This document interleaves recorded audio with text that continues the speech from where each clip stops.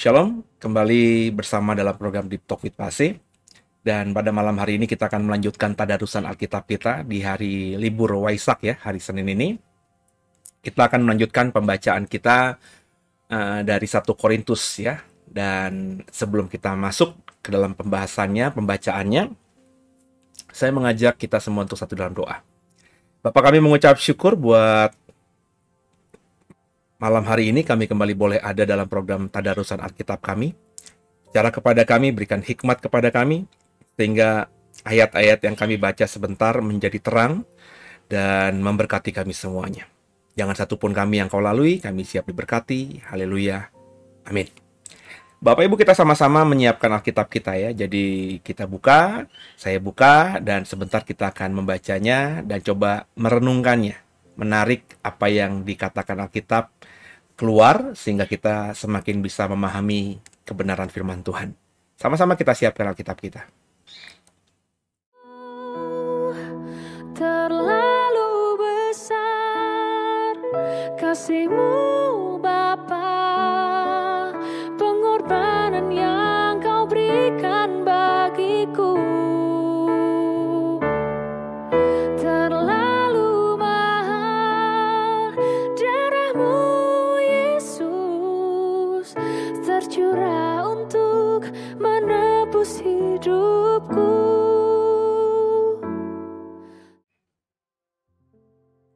Ya, kita akan membaca 1 Korintus pasal yang ke-8.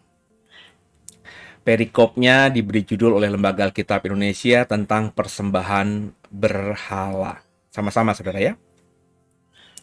Tentang daging persembahan berhala, kita tahu kita semua mempunyai pengetahuan. Pengetahuan yang demikian membuat orang menjadi sombong, tetapi kasih membangun. Jika ada seorang menyangka bahwa ia mempunyai suatu pengetahuan, maka ia belum juga mencapai pengetahuan, sebagaimana yang harus dicapainya.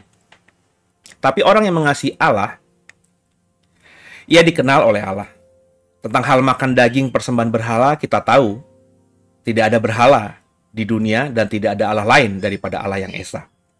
Sebab sungguh pun ada apa yang disebut Allah, baik di surga maupun di bumi, dan yang benar, ada banyak Allah dan banyak Tuhan yang demikian. Namun bagi kita hanya ada satu Allah saja, yaitu Bapa, yang daripadanya berasal segala sesuatu dan yang untuk Dia kita hidup. Dan satu Tuhan saja, yaitu Yesus Kristus, yang olehnya segala sesuatu telah dijadikan dan oleh karena Dia kita hidup.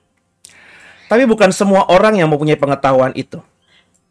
Ada orang yang karena masih terus terikat pada berhala-berhala, makan daging itu sebagai daging persembahan berhala. Dan oleh karena hati nurani mereka lemah, hati nurani mereka itu dinodai olehnya. Makanan tidak membawa kita lebih dekat kepada Allah. Kita tidak rugi apa-apa kalau tidak kita makan, dan kita tidak untung apa-apa kalau kita makan. Tapi jagalah supaya kebebasanmu ini jangan menjadi batu sandungan bagi mereka yang lemah. Karena apabila orang melihat engkau yang mempunyai pengetahuan sedang duduk makan di dalam kuil berhala, bukankah orang yang lemah hati nuraninya itu dikuatkan untuk makan daging persembahan berhala? Dengan jalan demikian, orang yang lemah, yaitu saudaramu, yang untuknya Kristus telah mati, menjadi binasa karena pengetahuanmu itu. Jika engkau secara demikian berdosa terhadap saudara-saudaramu dan melukai hati nurani mereka yang lemah, engkau pada hakikatnya berdosa terhadap Kristus. Karena itu apabila makanan menjadi batu sandungan bagi saudaraku, aku untuk selama-lamanya tidak akan mau makan daging lagi, supaya aku jangan menjadi batu sandungan bagi saudaraku. Haleluya. Ayat ini sebenarnya kalau dibaca dengan jelas, dengan benar, pelan-pelan, itu mestinya jelas buat kita semuanya. Tapi ya tipikal orang Kristen, tipikal banyak orang itu kalau baca itu memaksakan pandangannya dan memakai ayat-ayat untuk menguatkan pandangannya. Ya. Sehingga sampai detik ini di bulan Mei 2022 masih aja gitu sering saya dengar orang ribut mendebatkan soal makanan. Itu haram, halal, makanan yang paling bagus, makanan yang tidak bagus. Makanan ini nggak boleh, makanan itu boleh, dan lain sebagainya. Ya. Ini bagi saya ya berdasarkan apa yang saya baca ya, nanti ayat-ayatnya, kalimat-kalimatnya ada kok ya. Alkitab dengan jelas, Paulus dengan jelas di 1 Korintus pasal 8 mengatakan makanan tuh nggak akan nambah kita kemana-mana. Makanan nggak membuat kita dibenarkan, makanan nggak membuat kita disalahkan. Kalau ngomong makanannya, saudara. Ya. Jadi, jangan kita mentang-mentang memiliki pengetahuan yang dikatakan di ayat ini ya, maksudnya ilmu agama gitu. Tafsir gitu ya. Pemahaman iman, doktrin tentang makanan. Akhirnya kita menjadi sombong, dikatakan tadi. Kalau Bapak Ibu nanti mengikuti terus atau sudah pernah membaca 1 Korintus, 2 Korintus tulisan Paulus begitu menekankan bahwa yang paling diutamakan oleh seorang Kristen itu adalah kasih. Jadi punya pengetahuan bagus tapi merasa diri berpengetahuan itu akan membuat kita sombong dan akhirnya kasih itu hilang dari diri kita. Ya. Dikatakan tadi di ayat-ayat yang kita baca, yang sudah saya baca buat saudara, bahwa tentang makan daging persembahan berhala, ada memang firman Tuhan yang mengatakan ya bahwa itu dilarang gitu ya. Tapi itu adanya di mana? Di Perjanjian Lama tentunya. Ya. Di Perjanjian Lama begitu ketatnya ada 613 Taurat, hukum Taurat ya, itu memang spesifik diberikan kepada orang Yahudi ya. Karena orang Yahudi, Bapak Ibu kalau lihat background-nya, ketika Taurat itu diturunkan, mereka sudah ratusan tahun dicemari gitu ya. Atau hidup dengan pemahaman, pengetahuan orang Mesir. Karena mereka ada ratusan tahun dibuang di Mesir. Sehingga pemurnian itu dibutuhkan. Di padang gurun mereka dimurnikan, sehingga kalau kita membaca, tidak ada seorang pun yang lahir di Mesir, yang masuk ke tanah perjanjian, kecuali Yosua dan Kaleb. Yang lainnya mati di padang gurun. Itu juga bagi saya bentuk bagaimana Tuhan memurnikan bangsa Israel nantinya yang Tuhan berikan tanah perjanjian itu. Maka Taurat diberikan di sana, di Sinai. Dan juga dalam perjalanan di padang gurun, Taurat diberikan juga. Itu untuk membentuk orang Israel menjadi karakter yang benar, karakter yang utuh yang Tuhan inginkan, yang tidak dicemari oleh pemahaman-pemahaman Mesir. Ya. Nah, kita tahu bahwa memang budaya di banyak tempat, mereka punya ilah-ilah dan dewa-dewa, penyembahan-penyembahan, Tuhan-Tuhan, Allah-Allah lain. Jadi kalau kita misalnya yang hidup di dunia modern ini, mengkalkulasi, menghitung, dengan adanya banyak agama modern, kita akhirnya bisa mengatakan bahwa ada banyak Tuhan di luar sana. Ada banyak ilah di luar sana. Ada banyak dewa-dewi di luar sana. Tapi bukankah kita mengimani Tuhan itu cuma satu? Tuhan kita ya Yesus Kristus. Ketika kita beriman, mengekspresikan iman kita hanya kepada Tuhan yang namanya Yesus Kristus.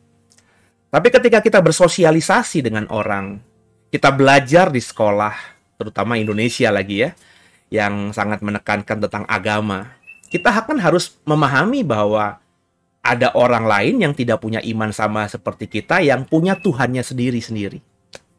Jadi ketika kita bicara dalam konteks kebangsaan, Indonesia dalam hal ini, ya kita menghormati Allahnya orang Islam, dewa-dewinya orang Hindu, dewanya orang Buddha, dan lain sebagainya.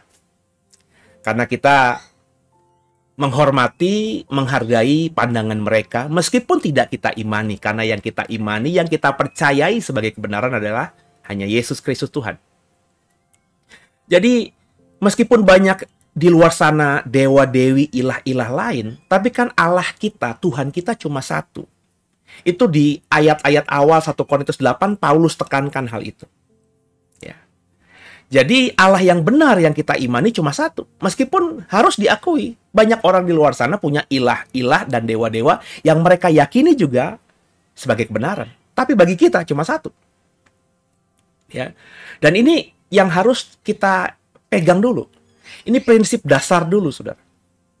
Ya, saya sering sedih ketika misalnya saya pernah buat statement bahwa agama lain juga punya Tuhan.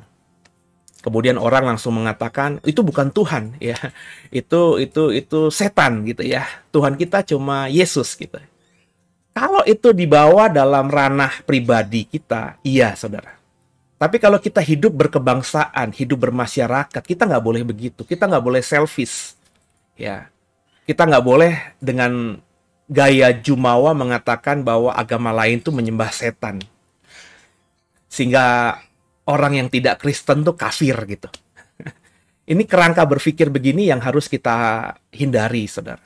Saya selalu mengatakan berkali-kali radikal untuk diri, tapi di luar diri kita harus toleran terhadap banyak perbedaan. Bukan cuma agama, pola pikir, pandangan, ya. Bahkan dalam iman Kristen kita, sesama Kristen, kan saya selalu mengatakan, kita itu adalah saudara, ya, dalam Tuhan. Tapi meskipun demikian harus diakui kita bisa punya perbedaan dalam iman memahami tentang Tuhan yang sama sebenarnya. Karena kita sedang berada di area tafsir. Makanya saya sekarang ini nggak kepikiran lagi menganggap saudara saya yang Kristen yang berbeda pendapat itu sebagai orang yang sesat. Ya beda tafsir saja, beda pemahaman saja. Kalau ada kesempatan, ya saya bagikan pandangan saya. Makanya ada channel ini. Channel ini tuh kalau boleh jumawanya dikit, saya ingin membagikan pandangan saya, pemahaman saya soal Alkitab. Yang saya secara pribadi meyakininya, tapi belum tentu diyakini sama oleh banyak orang. Nah, supaya orang tahu pemahaman saya bagikan ini. Nah, orang lain nanti, termasuk Bapak Ibu, menerima apa tidak pemahaman saya, ya saya kembalikan kepada saudara. Itu yang saya bilang, saya mengimani radikal, tapi keluar saya toleran. Saya berani yakin mengatakan pemahaman saya soal doktrin Kristen tertentu A, tapi ketika akhirnya saudara mengimaninya B, bukan A, saya akan toleran terhadap saudara. Kita sepakat untuk tidak sepakat, gitu saudara ya. Dan ini akhirnya menjadi indah. Jadi, ilah, dewa, agama di luar sana mungkin menghormati dewanya dengan memberikan persembahan berhala. Ya. Mereka melakukan ritual-ritual mereka karena itu yang mereka anggap benar. Jadi itu harus kita hargai. Ya, jangan seperti kejadian kemarin ada orang di gunung apa begitu, saudara, saya nggak mau sebutkan secara spesifik. Terus ngelihat ada sesajen dari orang beragama lain yang punya kepercayaan itu, terus sesajennya ditendang gitu. Itu bagi saya nggak bijak. Ya. Kita kalau ngelihat ada orang di samping kita, mungkin tetangga kita sedang lagi berdoa pakai hiu dan pakai ada buah-buahan begitu, terus kita langsung, maafkan saya, kita ambil minyak urapan, terus kita urapi rumahnya, itu pun kurang bijak, saudara. Ya. Itu pandangan mereka, itu pemahaman mereka. Ya. Biarlah mereka mengimani seperti itu.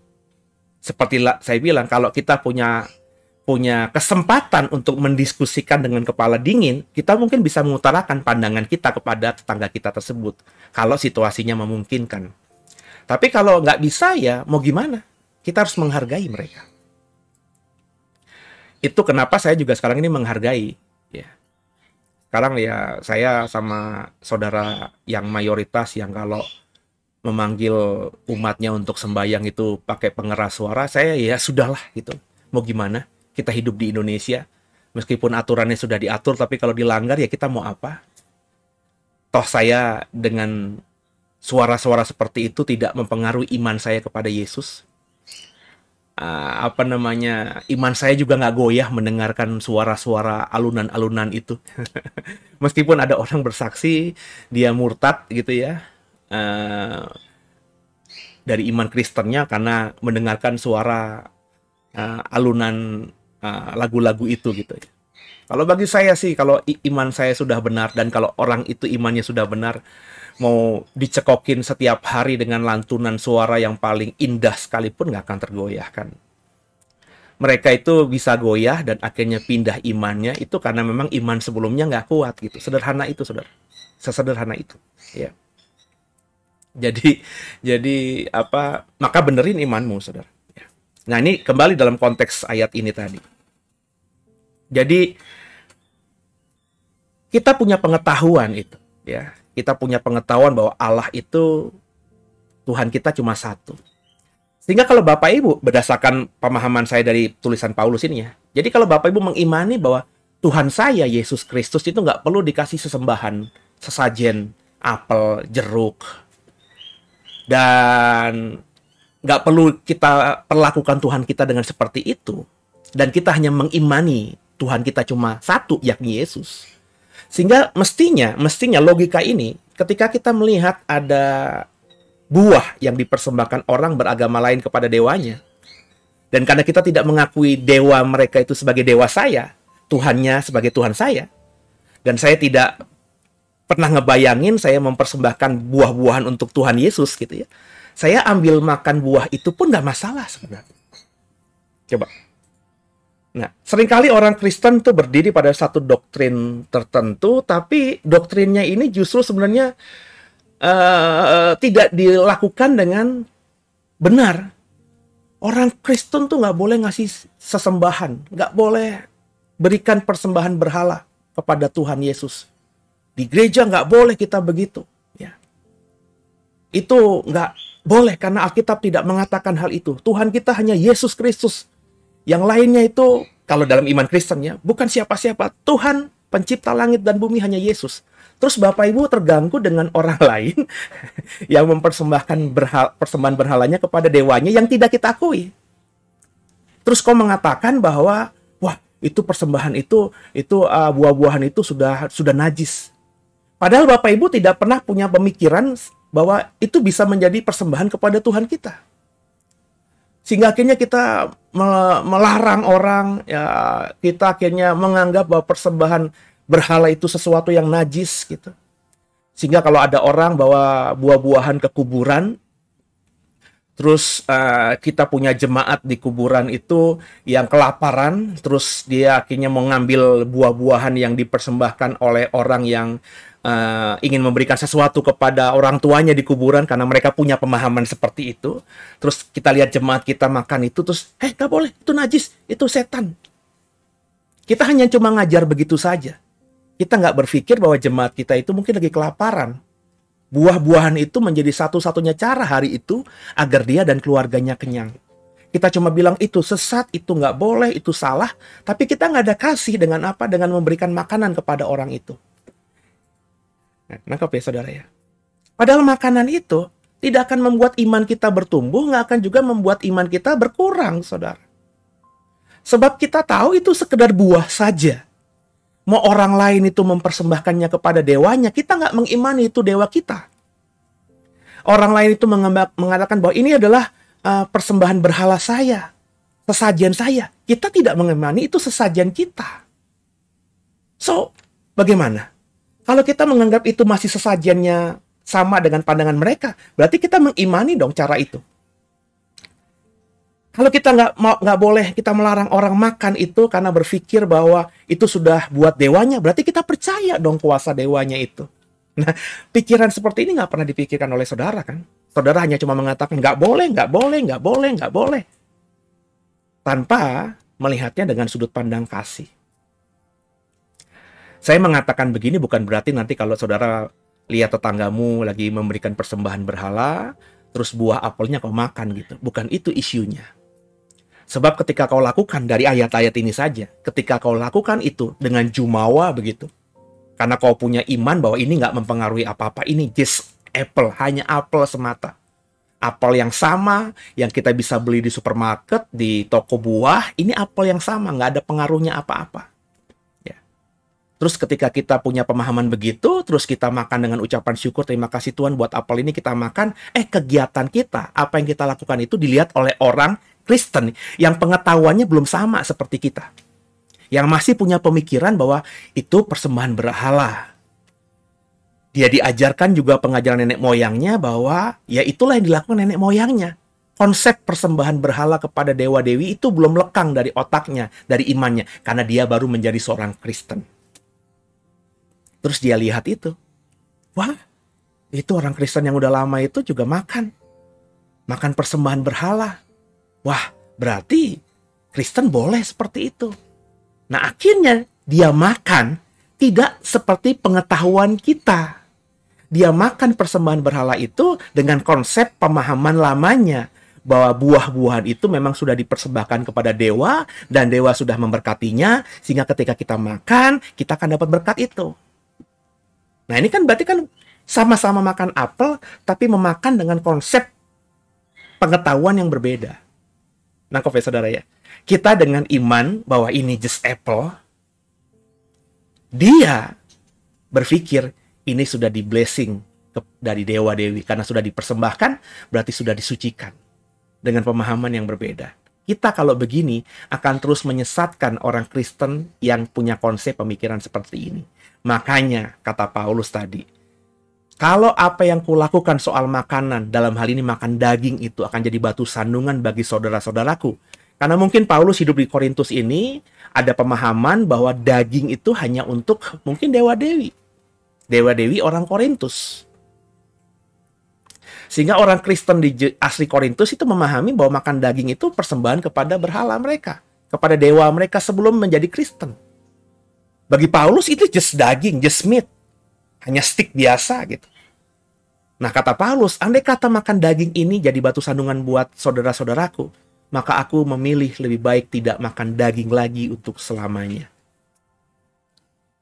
Jadi di sini isunya bukan masalah daging, tapi jadi batu sandungan apa tidak. Kalau tidak jadi batu sandungan, nggak kenapa-napa.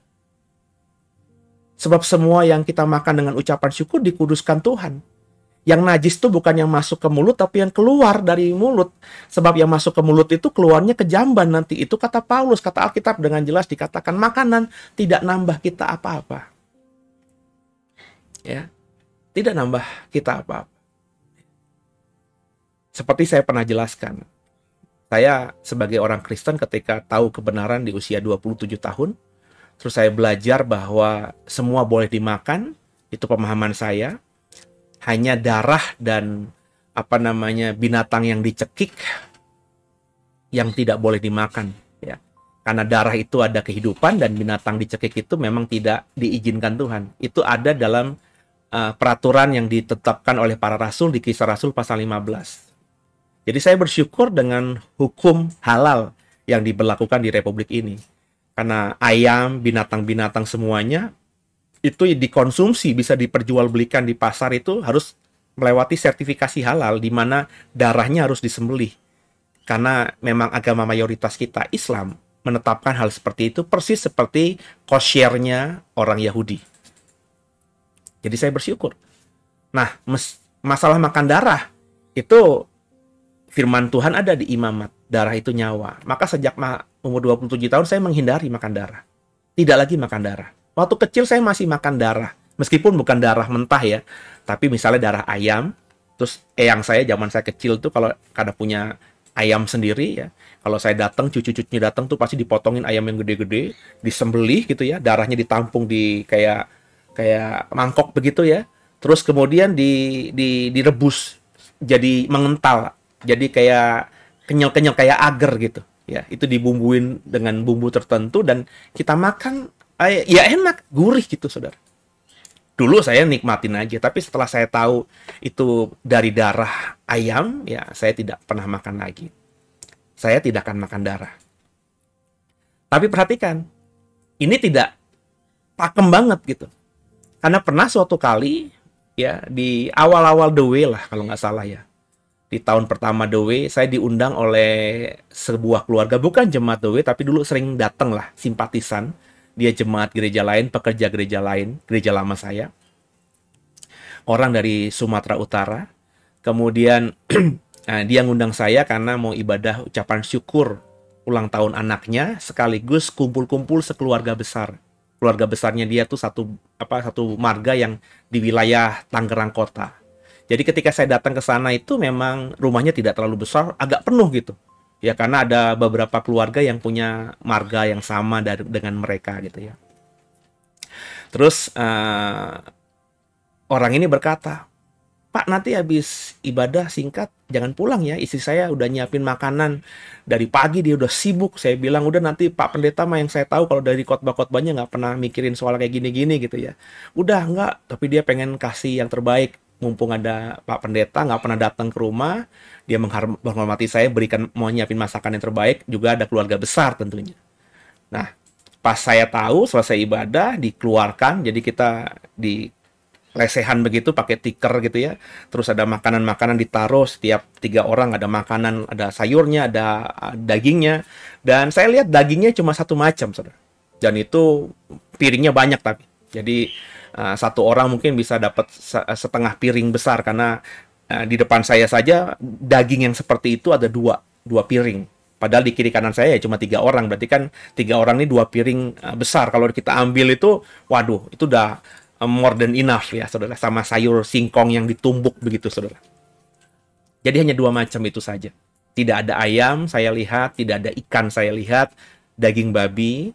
Dan itu saya tahu dimasak pakai darah. Ya. Ketika saya lihat begitu, terus saya membatin dalam hati. Ini nggak boleh sebenarnya.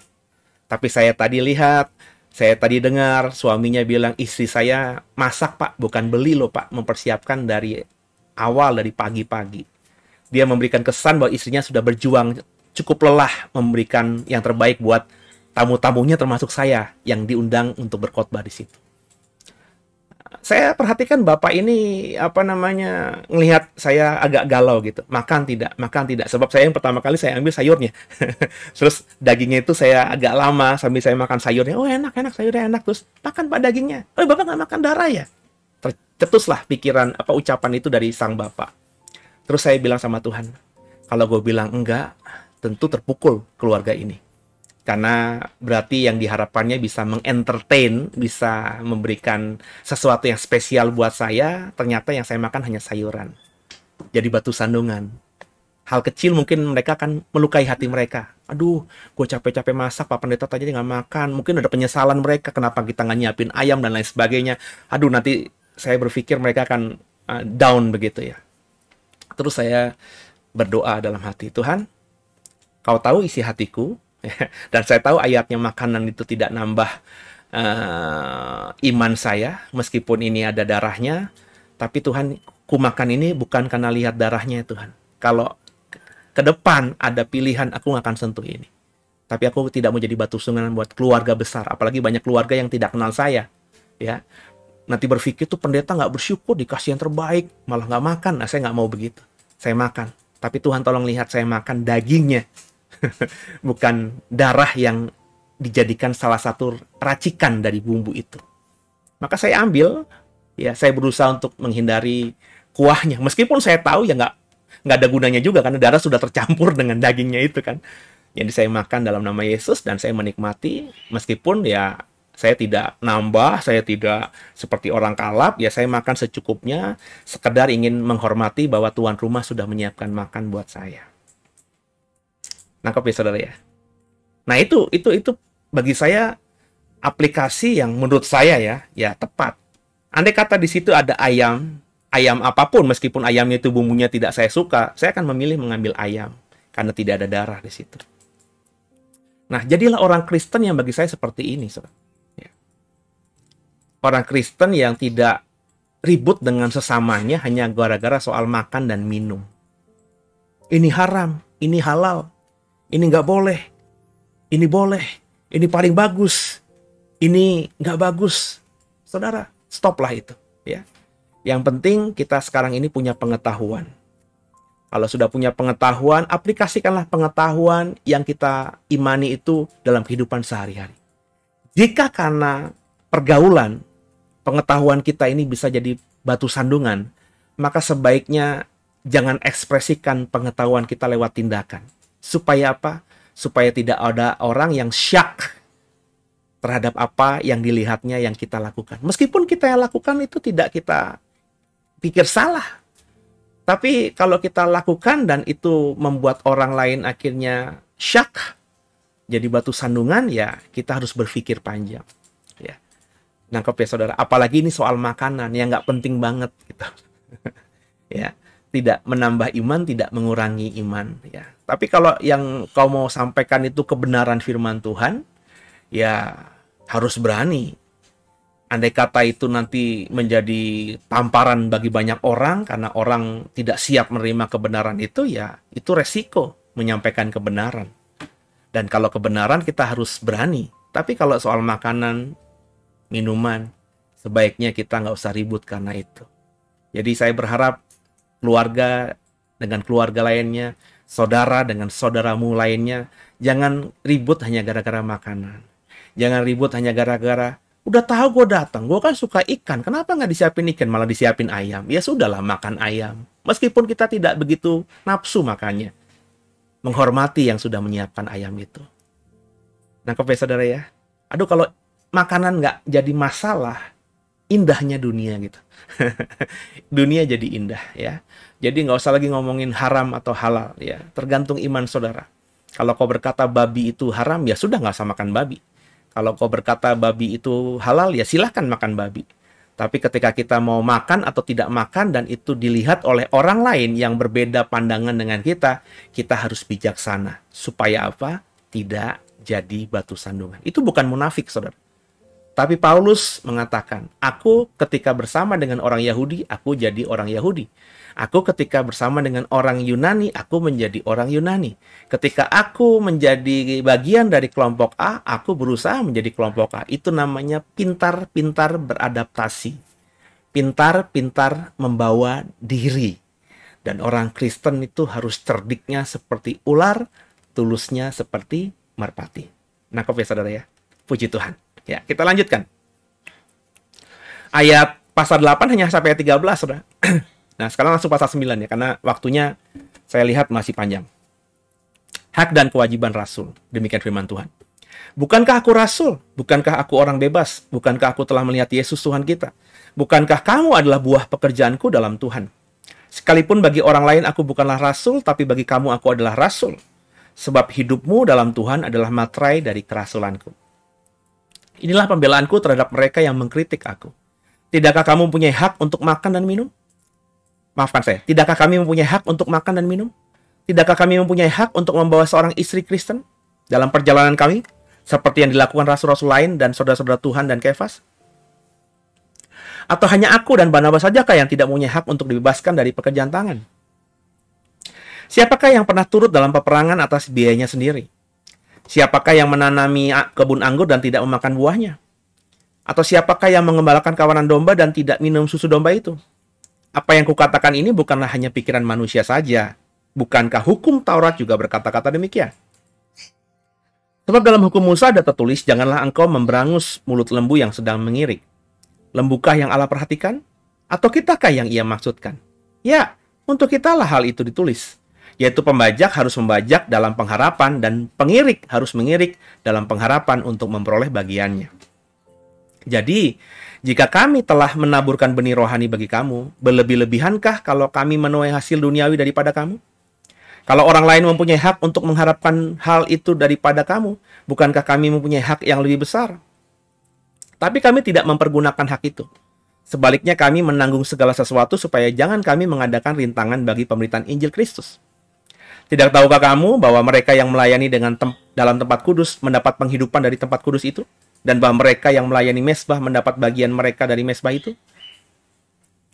Demikianlah pula Tuhan telah menetapkan bahwa mereka yang memberitakan Injil harus hidup dari pemberitaan Injil itu. Tapi aku tidak pernah mempergunakan satupun dari hak-hak itu. Aku tidak menulis semuanya ini, supaya aku pun diberlakukan juga demikian. Sebab aku lebih suka mati daripada... Sungguh kemenggahanku tidak dapat ditiadakan siapapun juga. Karena jika aku memberitakan Injil, aku tidak mempunyai alasan untuk memegahkan diri. Sebab itu adalah keharusan bagiku. Celakalah aku, jika aku tidak memberitakan Injil. Kalau andai kata aku melakukannya menurut kehendakku sendiri, memang aku berhak menerima upah. Tapi karena aku melakukannya bukan menurut kehendakku sendiri, pemberitaan itu adalah tugas penyelenggaraan yang ditanggungan kepadaku. Kalau demikian, apakah upahku?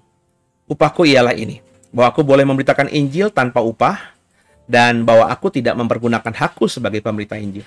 Sungguh pun aku bebas terhadap semua orang. Aku menjadikan diriku hamba dari semua orang, supaya aku boleh memenangkan sebanyak mungkin orang. Demikianlah bagi orang Yahudi, aku menjadi seperti orang Yahudi. Perhatikan baik-baik yang sudah saya sampaikan di dalam pasal 8 tadi. Supaya aku memenangkan orang-orang Yahudi. Bagi orang-orang yang hidup di bawah hukum Taurat, aku menjadi seperti orang yang hidup di bawah hukum Taurat. Sekalipun aku sendiri tidak hidup di bawah hukum Taurat. Supaya aku dapat memenangkan mereka yang hidup di bawah hukum Taurat. Bagi orang-orang yang tidak hidup di bawah hukum Taurat, aku menjadi seperti orang yang tidak hidup di bawah hukum Taurat. Sekalipun aku tidak hidup di luar hukum Allah. Karena aku hidup di bawah hukum Kristus. Supaya aku dapat memenangkan mereka yang tidak hidup di bawah hukum Taurat. Bagi orang-orang yang lemah, aku menjadi seperti orang lemah, supaya aku dapat menyelamatkan mereka yang lemah. Bagi semua orang, aku telah menjadi segala-galanya, supaya aku sedapat mungkin memenangkan beberapa orang dari antara mereka. Segala sesuatu ini aku lakukan karena Injil, supaya aku mendapat bagian dalamnya. Tidak tahukah kamu, bahwa dalam gelanggang pertandingan semua peserta turut berlari, tapi bahwa hanya satu orang saja yang mendapat hadiah? Karena itu larilah begitu rupa, sehingga kamu memperolehnya. Tiap-tiap orang yang turut mengambil bagian dalam pertandingan menguasai dirinya dalam segala hal. Mereka berbuat demikian untuk memperoleh suatu mahkota yang fana. Tapi kita untuk memperoleh suatu mahkota yang abadi. Sebab itu aku tidak berlari tanpa tujuan, dan aku bukan petinju yang sembarangan saja memukul. Tapi aku melatih tubuhku dan menguasainya seluruhnya. Supaya sesudah memberitakan Injil kepada orang lain, jangan aku sendiri ditolak. Ayat ini ayat yang sudah khas banget miliknya Paulus, yang berkali-kali secara tersirat dan tersurat disampaikannya dalam beberapa kitabnya, dalam beberapa suratnya kepada jemaat yang berbeda.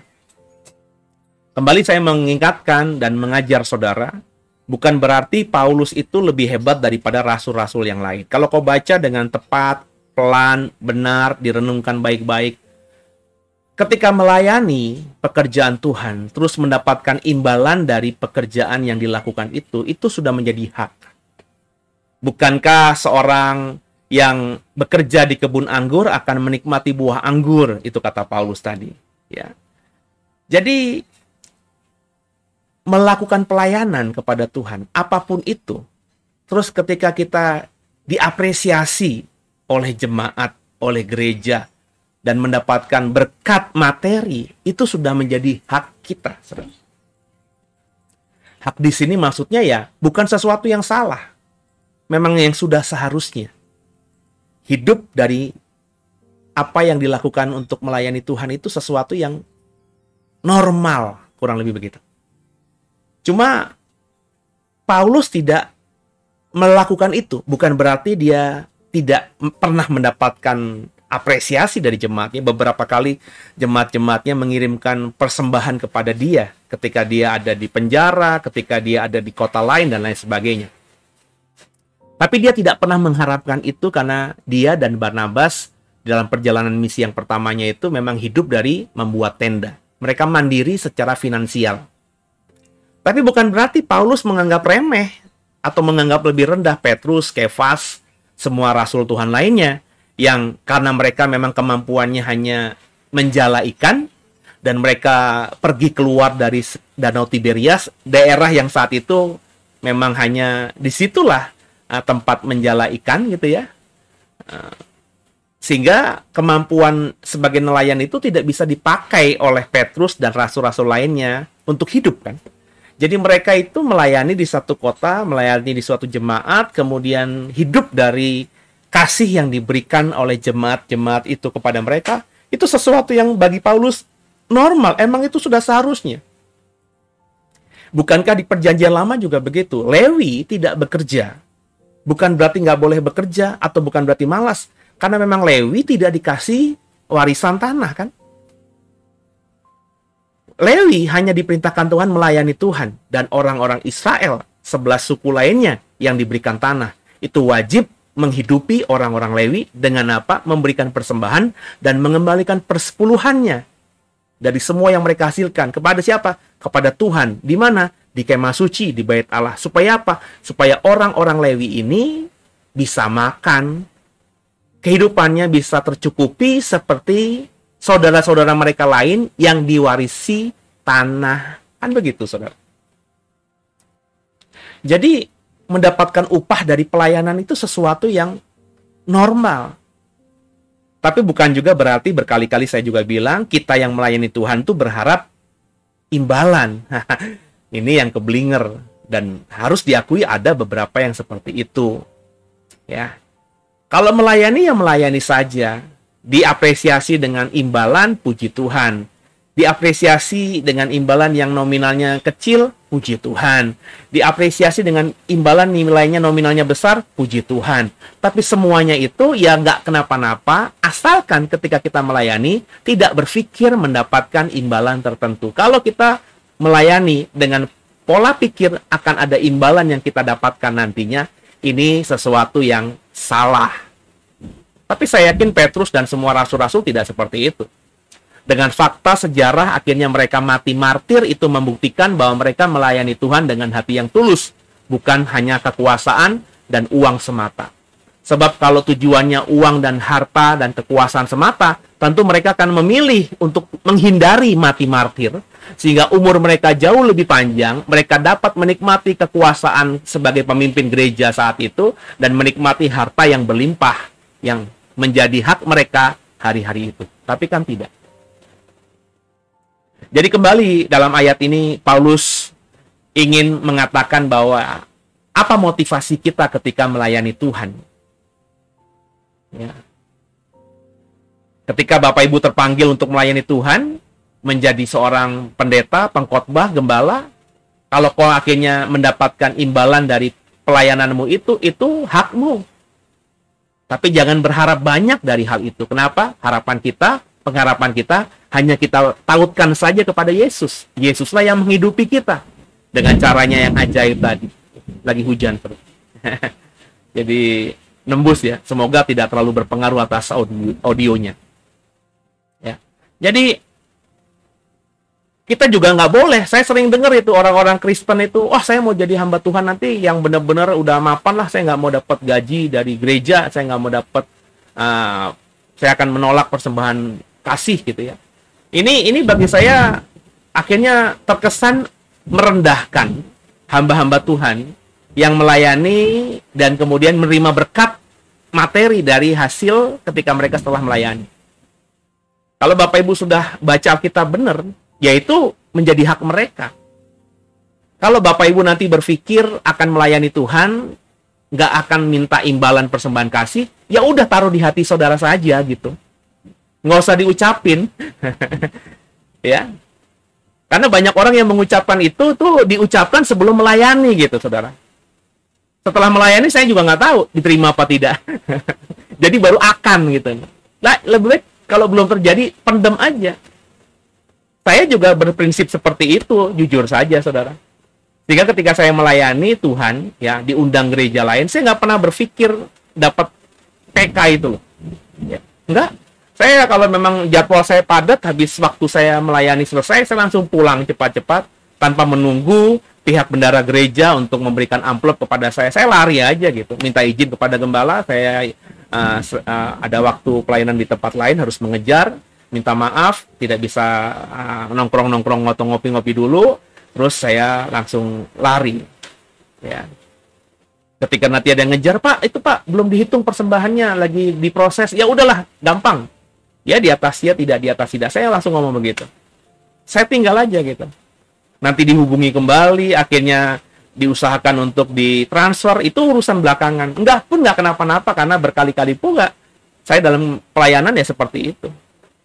Karena saya, meskipun itu hak saya, ya, tapi saya tahu itu berkat dari Tuhan. Jadi kalau tiba-tiba hari itu saya tidak dapat berkat dari Tuhan, Tuhan yang melihat pelayanan saya pasti akan memberikan hak saya di bagian yang lainnya.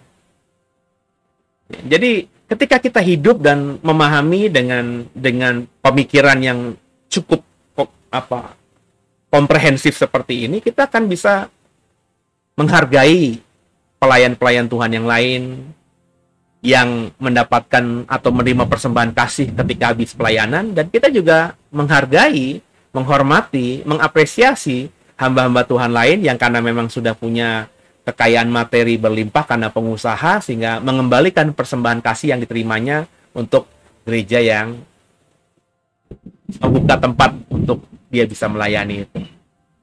Dua-duanya bagus saja. Dua-duanya nggak ada yang salah. Dalam ayat-ayat yang Paulus katakan ini juga Paulus tidak memposisikan mana yang lebih baik di antara keduanya. Yang ditekankan Paulus kalau kau sudah baca ayat tadi ini, bahwa kita harus sungguh-sungguh melayani Tuhan. Kita harus benar-benar jadi berkat dimanapun kita berada. Maka seperti di pasal 8 di menit-menit awal, Paulus mengatakan, di tengah orang Yahudi aku seperti orang Yahudi. Tujuannya bukan munafik, supaya bisa menangkan orang Yahudi. Di tengah orang yang benar-benar hidup di bawah hukum Taurat, aku menampilkan diri seperti orang yang hidup di bawah hukum Taurat. Meskipun aku tidak lagi terikat dalam hukum Taurat. Supaya apa? Aku bisa menangkan mereka. Bahkan ketika aku berada di tengah-tengah orang yang tidak percaya hukum Taurat, aku juga memposisikan diri seperti itu. Supaya apa? Meskipun aku percaya akan hukum Taurat. Kurang lebih begitu ya. Meskipun aku menghormati hukum Taurat. Kenapa? Supaya aku bisa menangkan mereka. Jadi ketika kita bisa memposisikan diri di mana kita berdiri, maka kita akan bisa jadi saksinya Tuhan. Makanya penting kontekstual itu, saudara. Dan yang paling kalimat terakhir yang saya benar-benar respect sama Paulus, ya, lebih baik kita mengarahkan diri pada panggilan kita. Kita benar-benar bertanding dalam pertandingan iman ini dengan benar. Sehingga dikatakan di ayat-ayat terakhir, aku itu seperti pelari, tapi bukan sekedar berlari tanpa tujuan. Aku juga seperti petinju, tapi bukan seperti petinju yang sembarangan memukul. Aku melatih tubuhku, menguasai seluruhnya, supaya sesudah memberitakan Injil, sesudah bertanding ini, jangan sampai aku sendiri yang ditolak. Jadi Bapak Ibu, kalau paham ini, tentu Bapak Ibu akan menjadi orang Kristen yang tidak akan menjadi orang Kristen yang terlalu sombong akan diri sendiri dan kelompoknya. Ya, saya cukup sedih lah hari-hari ini. Hari-hari ini kembali dunia persilatan Kristen tuh aneh-aneh gitu ya. Meributkan bagi saya sesuatu yang tidak terlalu penting. Ini saya juga lagi gatel nih. Saya lagi mau komen nggak sama sebuah grup WhatsApp yang isinya semua teolog gitu, yang pernah saya bilang berkali-kali, yang sedang ngeributin seorang hamba Tuhan besar ya, yang Pak Gilbert lah saya sebut aja, karena ini bukan lagi rahasia umum, yang kemarin dari banyak berita ketemu sama Pak Anies. Terus banyak yang pro dan lebih banyak yang kontra. Dikatakan ini pendeta kadrun gitu. Saya langsung sedih gitu ngeliat banyak orang kok gampang banget memaki, gampang banget menuduh, gampang banget memberikan stempel salah kepada orang itu. Tapi nanti dulu ya Bapak Ibu, bukan berarti saya pro dan kontra kepada satu pihak. Kalau saya dikembalikan pada diri saya, ya saya mungkin tidak akan melakukan apa yang Pak Gilbert lakukan. Itu kalau saya.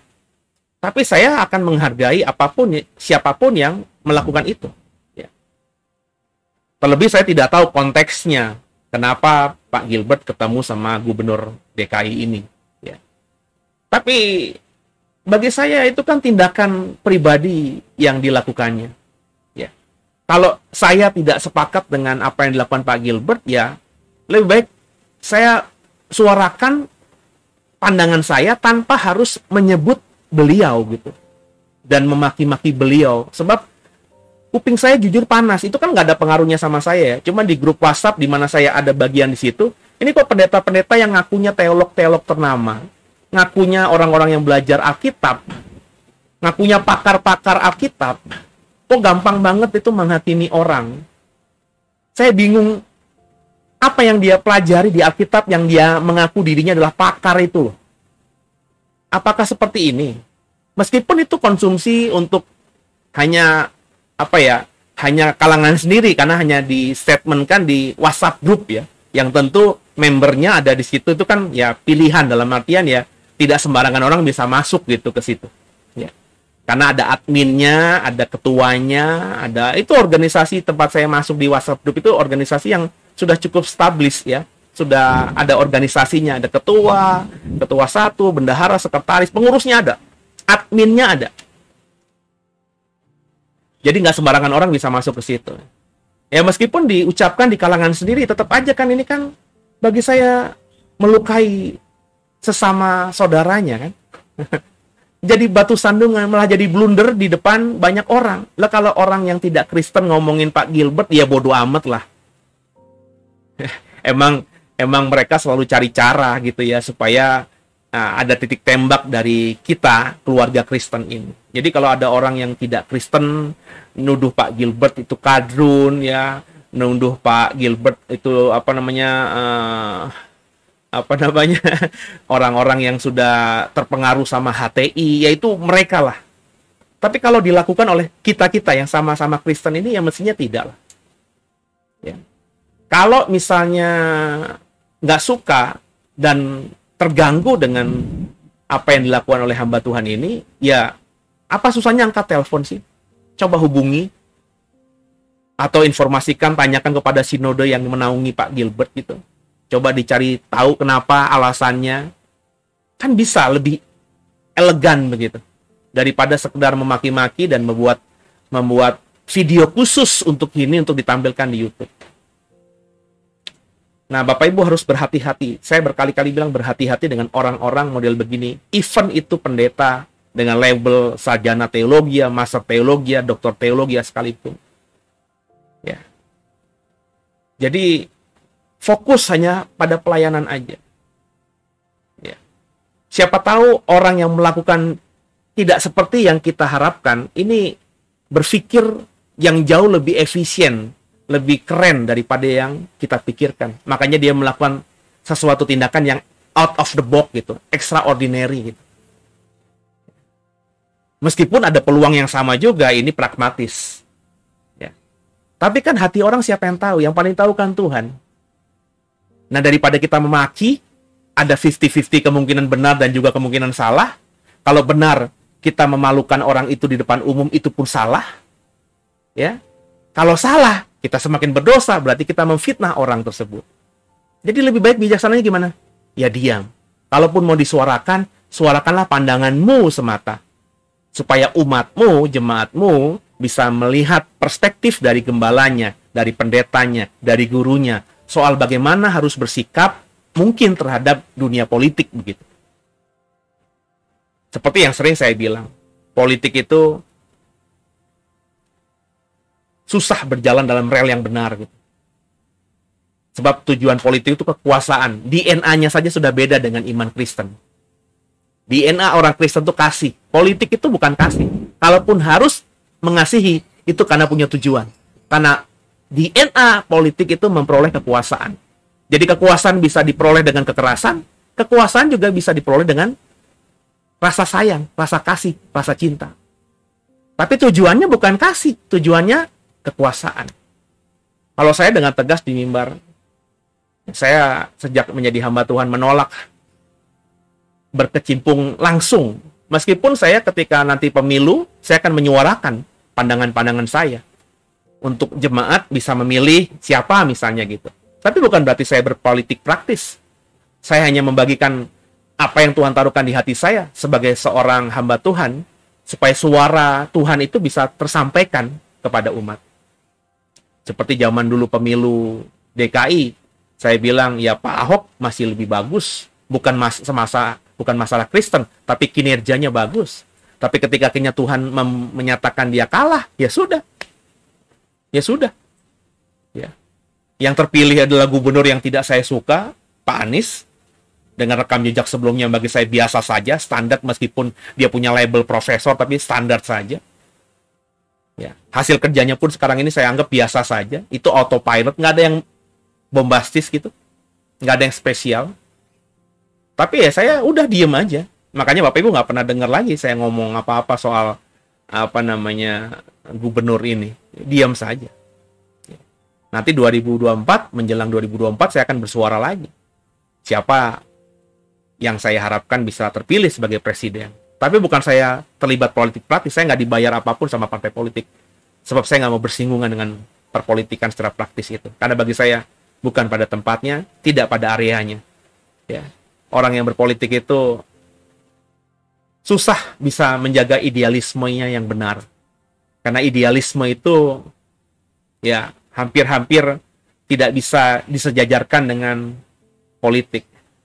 Ada partai politik yang bilang idealismenya adalah ini. Tapi perhatikanlah, ada suatu waktu nanti dia akan berkompromi. Idealismenya akan dikompromikan supaya semata-mata mendapatkan kekuasaan. Nangkep ya saudara ya? Yang di Indonesia aja terlihat. Hari ini yang berkuasa Pak Jokowi dari partai nasionalis. Tapi di dalam koalisinya ada partai-partai yang agama. Ya, yang jelas banget menjadi bagian dari pemerintahan yang ada sekarang. Ya. Bahkan yang dulunya musuhnya, tanda kutip, saingannya dalam pilpres, sekarang menjadi bagian dari kabinet. Orang boleh lihat itu suatu kelebihan Pak Jokowi, orang boleh lihat itu sebagai kelemahan Pak Jokowi, tapi saya melihatnya dalam kerangka yang utuhnya, yang kerangka besarnya. Politik itu dinamis, politik itu bisa berubah selama mendapatkan kekuasaan. Jadi kalau tujuannya kekuasaan, perbedaan prinsip idealisme, ideologis pun bisa nanti akan disesuaikan. Percaya deh. Di zamannya Pak SBY, Demokrat katanya partai nasionalis. Tapi join sama PKS. Coba, masuk akal nggak? Nggak masuk akal, saudara. Tapi bisa terjadi. Karena tujuannya apa? Kekuasaan. Jadi kita, saudara, hindari hal-hal seperti itu. Ya. Jangan saling memaki, jangan saling menghakimi. Belajarlah untuk melihat, berusaha memahami pandangan orang lain, meskipun berbeda dengan kita. Dan arahkan hatimu dalam pertandingan yang benar, supaya ketika nanti selesai, jangan sampai diri kita ditolak. Haleluya. Semoga saudara paham dan diberkati karena pengajaran dari Paulus kepada jemaat di Korintus ini. Walau seribu rebah di sisiku, kau tetaplah Allah penolongku. Walau 10.000 rebah di kananku, takkan ku goyah sebab Yesus sertaku.